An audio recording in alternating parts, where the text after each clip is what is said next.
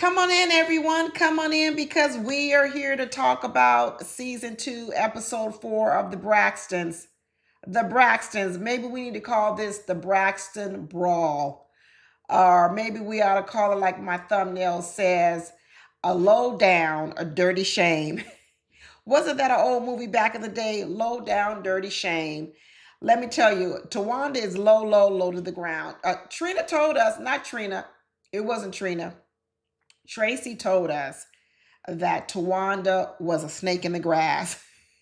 She was definitely slithering this episode. Towanda was slithering so bad, y'all, that she hates Tamar so much. I mean, it's obvious. Towanda hates Tamar. And y'all, let me tell you something. There ain't no coming back from this. There is no way that this sisterhood is ever going to be repaired based off of what we saw. This is some deep rooted hate for Tamar. Towanda hates Tamar. And let me tell you why I know she hates her. Because one thing is, I know Towanda loves her some Toni Braxton. She loves Toni Braxton. Probably out of all the sisters, even her mama, the one she loves the most is Toni Braxton. And the reason why I know that she has a deep hate for Tamar is because in order to get to Tamar in this episode and to so-called try to bring her down and expose Tamar's secrets, what she really did was expose Toni. You see, this is how you know it's some deep hate. Because what she did was she hates Tamar so much that she wanted to bring Tamar down, that she was actually willing to throw Toni under the bus. Because all the secrets, whether they're true or not, about Tamar sleeping with Toni's ex-boyfriend, she threw Toni under the bus. If you think about everything that Towanda brought up about Tamar, it involved Toni. It didn't even involve Towanda. And in the end, it also exposed Toni as a liar. What y'all dress up as for Halloween? Did you dress up as one of the Braxton sisters and put a Pinocchio nose on? Because that's what you could have done. Your Halloween costume, all you'd have to do is go down to the Halloween store and add one of those long Pinocchio noses on. And people would say, what's your costume? And you would go, one of the Braxton sisters or all the Braxton sisters. Because now Toni Braxton has entered the liar chat. And she's been exposed as a liar too. But guess who she got exposed as a liar about? Basically Towanda. The fact that Towanda went toe-to-toe with Tamar and tried to take Tamar down, she ended up exposing Toni, the one she loves the most. Isn't that something? Isn't that something? That's like going up trying to shoot somebody, but you end up shooting the person that you so-called was trying to protect. Nah, your hate was so strong that you didn't even realize that you were trampling over and stampeding over the person who you love the most. And I already know that Towanda loves her some Toni Braxton. But anyway, during this whole time, even Toni Braxton was heated. She was not only lying, she was heated. She was like, don't F with Toni Braxton. She told Tamar that. You know, first Toni running around. I already knew Toni was a liar when she started talking about she didn't know nothing about slime and swallowing slime. And I was like, aren't you married to Birdman? Toni Braxton, you want us to believe that you're married to Birdman and you don't know nothing about slime? Girl, get out of here. Now, who knows? Maybe Toni Braxton is paying some other woman to know about the slime. Like she said she was paying the publicist to take care of Tamar's mess. Maybe that's what Toni Braxton does because, as Trina said, she classy. She classy. Maybe she's too classy for slime. And maybe just like she said, she had to get her publicist to do all the dirty work and cover up all the mistakes of Tamar. Maybe she got to hire somebody else to do all that slime with Birdman. Maybe that's what we missing, y'all. Maybe that's what we missing. But let me tell you, this brawl that went on with Tamar and Towanda, it was some low down dirty shrimp. It got dirty. It got real dirty. First of all, we had to hear about how Tamar loaned Towanda the money. That's why she knows where Towanda lives. But you know what? Towanda didn't give up. Towanda didn't give up. Towanda really didn't have no comebacks, though. Here's the problem. Every comeback that Towanda had, it wasn't really against Tamar.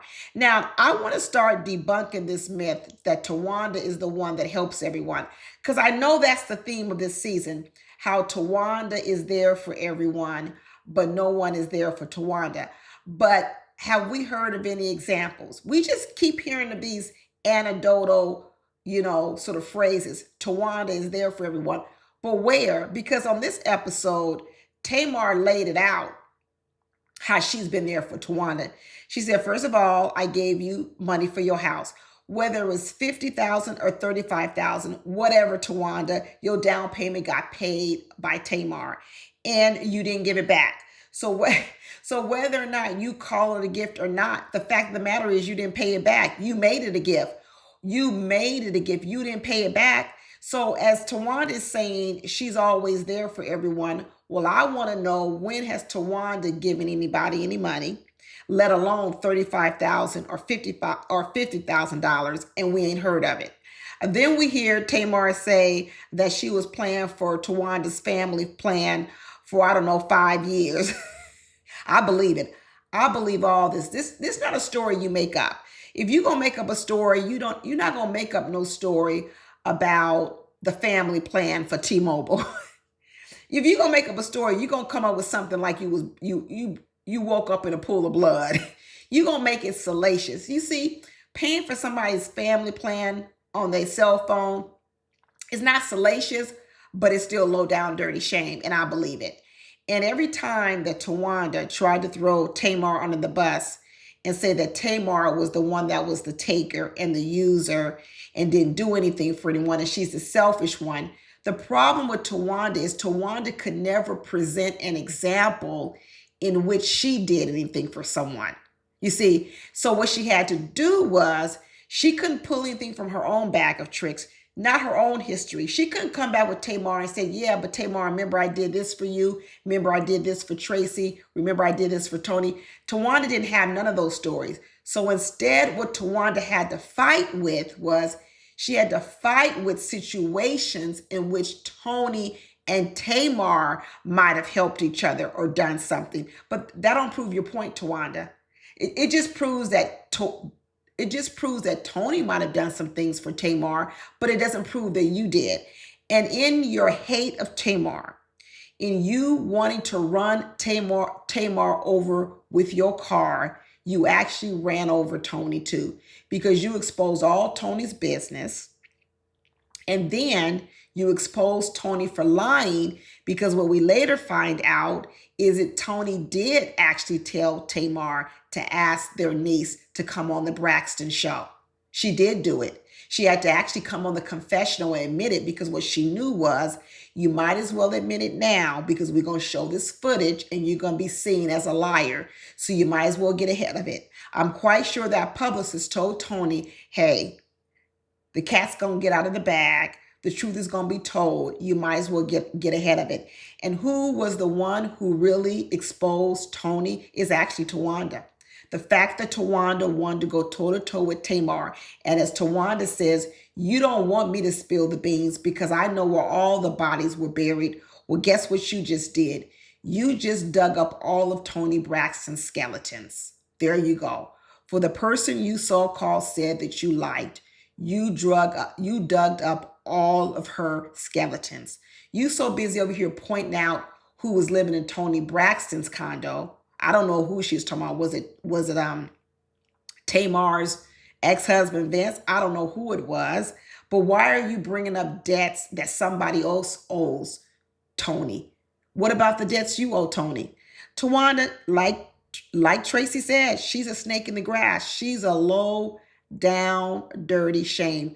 The deflection that was going on in that fight was crazy. It was real crazy. But we got some more to talk about, but I got to play my introduction video first. So I'm going to come back in 1 minute and we're going to finish talking about this Braxton brawl and everything else that went on in this episode. See you in a minute.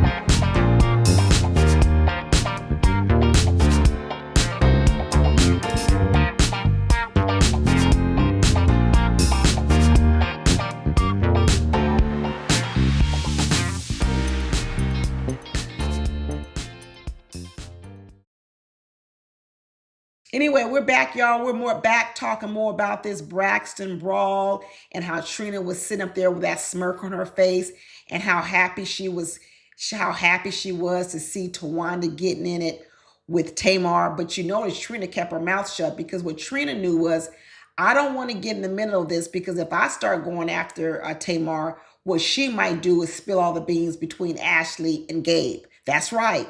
Trina knew she might have had that smirk on her face, but what she knew was to keep her mouth shut. And when Trina said she didn't touch Tamar, well, the footage showed differently. She absolutely touched Tamar. She pushed Tamar aside so that she could get in front of Toni Braxton and say, Toni Braxton, you are classy. You don't need to talk like this.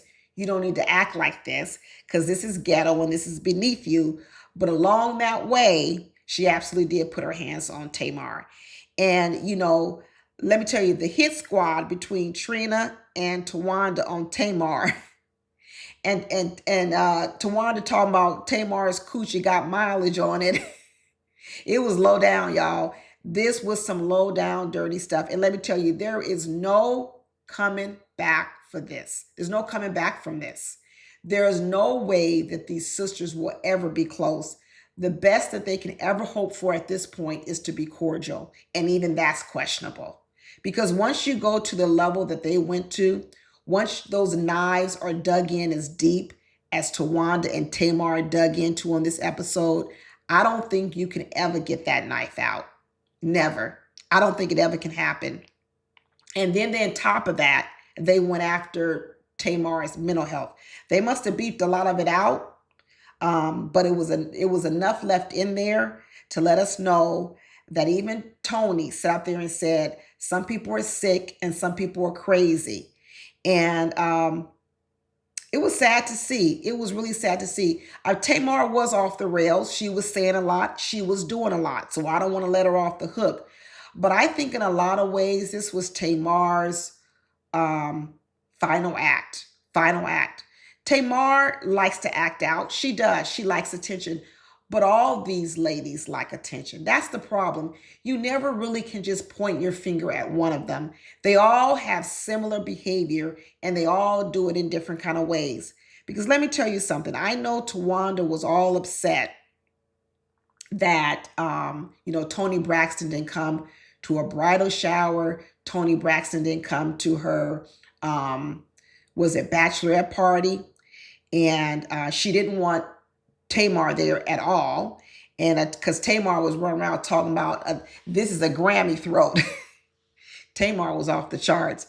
Tamar was digging in real, real deep. And the more that Tamar said, the meaner Towanda got, the more slithering that Towanda got. But they didn't have no comeback because Tamar was over there calling them all broke and jobless. Broke and jobless. The way Tamar was telling it, Towanda and Trina over there mad because SNAP benefits been discounted, been discontinued. The way that Tamar is talking about Towanda and Trina, you would think they're one of these people they're not getting their SNAP benefits from President Trump.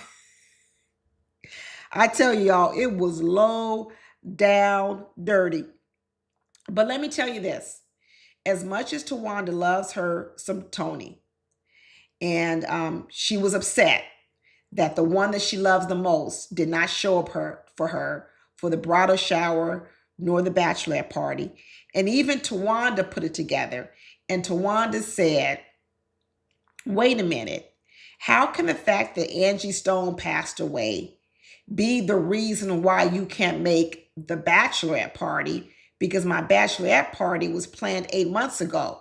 And if you had been really doing the right thing, Toni Braxton, you wouldn't have had anything planned this weekend. Even Towanda had to sit and think about whether or not, although she loves her some Toni Braxton, does Toni Braxton love her as much as she loves herself? And the answer is no. Toni Braxton loves herself. Even when Toni Braxton was saying that she hired a publicist to help Tamar. No, Toni Braxton. You hired the publicist to help you in your own public image. See, Tony always has this way of acting like she's doing things for other people, but part of me really believes that Toni Braxton does a lot of things for herself. She just falls under the radar, just like Toni Braxton married Birdman. Now, I'm not going to try to say she don't love her some Birdman, but we all pretty much know why Toni Braxton married Birdman, for financial security. Come on. And if you don't believe it, then hey, I can't help you if you believe that Toni Braxton did not marry Birdman for money. She absolutely did. But Toni Braxton said to Tamar, you a mean girl, you got mental illness, all of that. And when Tamar started getting all up in her face, talking about, do you think I slept with Birdman?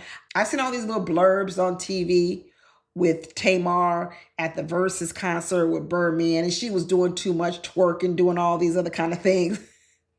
That is Tamar. That is Tamar. But let me tell you, the part that I think was one of the lowest points. Like I said, we know Towanda is slithering on the ground. But when she tried to convince Tony, let's call the cops and press charges, that's when I said, oh, this sisterhood is over. This is over. You mean to tell me, Towanda, you gonna now put your sister in jail after you've been thieving on credit card fraud and you ain't paid nobody back and filed bankruptcy and discharged the debt of your own sister, and now you're willing to call the cops on her and press charges? Oh, you real done. This is the end, y'all. This is the end. No wonder Tamar called them jobless bees. And Tamar said, you all jealous of me. All of y'all are jealous of me because this is the Grammy throat. This is the Grammy throat. But in the end, Towanda didn't feel safe having Tamar to any of her things. But I'll tell you this. I saw snippets of that wedding. I saw that purple dress that Towanda had on. I saw her daughter's dress. Like I said, didn't look good. But you know who else I saw at that wedding? I saw Toni Braxton. And I looked at the dress that Toni Braxton had on. And I said, Toni Braxton, I understand that you're a living legend. But here you are showing up for the wedding of your sister Towanda, who obviously has a problem with never ever feeling seen, never ever feeling like she's the center of attraction, always wanting to be seen by her siblings, because that's really what this wedding was about too. Towanda wanted to be, for once in her life, the center of attention with all her sisters as her backup singers. That's really what Towanda wanted. That's why initially, as much as she hates Tamar, because she's always hated her, she still wanted Tamar to be a backup singer to her at her wedding. And when I look at this wedding picture of Toni Braxton, I say to myself, so Toni Braxton, you came to Towanda's wedding in this dress, Toni, the dress that looks like you're naked underneath. And I said, you tried to upstage your sister at her own wedding. Not only did you try, you did it, because once of all, Toni Braxton, you are the living legend. Toni Braxton, you couldn't find any other dress so that Towanda could shine and you could, for once, be her backup singer. Nope. Toni Braxton came in a dress, a sheer dress that looks like she was naked, and once again stole the spotlight from Towanda. But yet, Towanda probably don't see it. That's why I said I have a whole different image of Toni Braxton, and it will never ever go away now, because I know Toni likes to be classy and demure. But like she said, everybody got a little, what she called herself? Toni Michelle. Toni Michelle came out.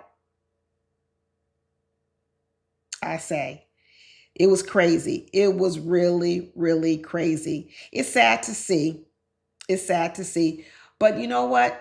Like I said, what did you dress up for Halloween? Because what these ladies have learned, they've learned to be dishonest. They've learned to be liars. And they've learned to take zero accountability. That's what they've all learned. And as I said before, All of this started years ago. Because if you look at the beginnings of this family, lying, zero accountability, it goes all the way back to that marriage between Miss Evelyn and that father. That marriage was built on lies. It was built on people not taking accountability on both sides. And now you have a group of daughters who, one, they all lie, they all point fingers, and none of them take accountability. If you ever watch the Braxtons Family Values, we used to see those low down dirty fights between Miss Evelyn and that father. You can see that these sisters fight just like their mother. They fight exactly like their mother. They all know how to go low to the ground. Just like that mother said, spread them wide and spread them low. This ain't the Michelle Obama family where when they go low, we go high. No, this is Cardi B. When Cardi B says when they go low, she goes all the way to hell. And that's what these sisters are, all the way in hell. And in the end, at that wedding, with that purple dress on and the daughter with the blue hair, what did that mama say at the Bridgerton bachelorette party? Once again, Towanda doing too much. That mama concentrated on how good she looked. That's what she told the camera. I look good. And I don't want to take away from Miss Evelyn that she looks good for her age. She does. But once again, in Towanda's big day, where Towanda's supposed to be the star, every other Braxton person needs to be in the spotlight. That mama needs to be in the spotlight at her bachelorette party with the Bridgerton theme. And then at that wedding, look what Tony showed up in. It's sad to see. These sisters are always in competition with each other. It ain't gonna never end, y'all. It ain't gonna never, ever end. Anyway, that's all I got. Talk to y'all later. Bye.